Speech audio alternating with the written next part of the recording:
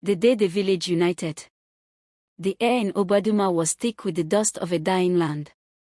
For the first time in memory, the old community well, a source of life for generations, had finally given up. Its deep, cool voice, which once sang a constant song of abundance, was now a silent, cracked whisper. The villagers, with worried faces and empty buckets, now walked miles to a distant stream, their hope shrinking with every dry step. Nnamdi returned to this scene, a man of sharp clothes and even sharper ideas. He had left Obaduma as a boy, seeking his fortune in the city of Lagos, and he had found it.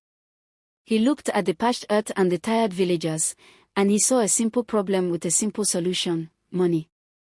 "Do not worry, my people," he announced, his voice filled with the confidence of a man who owned a new car.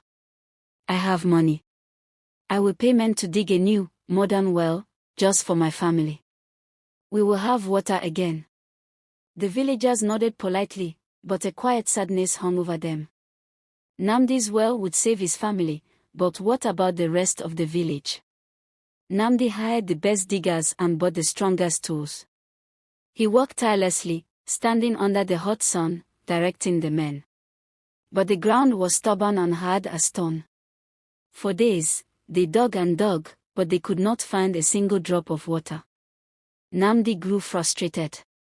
He had the money, he had the ambition, but the land refused to yield to one man's will. The village watched, quietly, as his project stalled. They had their own small efforts, men with old hoes and shovels, but the work was too much, the hope was too little. One evening, Nnamdi sat on a stone, his head in his hands, feeling defeated. His mother, Mama Obi, came to him. She did not bring him food or water. Instead, she sat silently by his side and began to sing a soft, old song.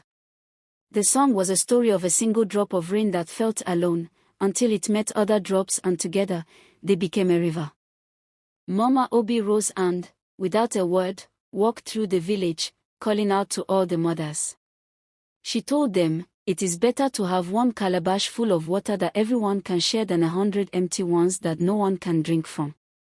The next morning, the village was different. The mothers came first, not with tools but with a shared spirit. They began to walk, their bodies moving to the rhythm of a shared song. The fathers came next, bringing their hoes, and then the young people, full of energy.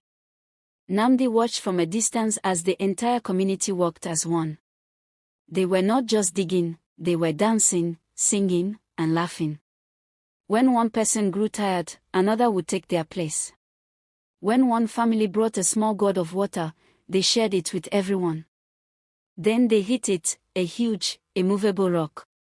Nnamdi watched as the single rope they were using snapped. He saw the defeat in their eyes, the same feeling he had known. But instead of giving up, the men and women of the village went home and returned with many strong ropes. They tied them together, making one single, powerful rope. With a final, shared song, they pulled with all their strength, and the rock, with a loud groan, moved. Beneath it was a well, and from the deep, cool earth, water began to bubble up, pure and clear. Nnamdi stood humbled.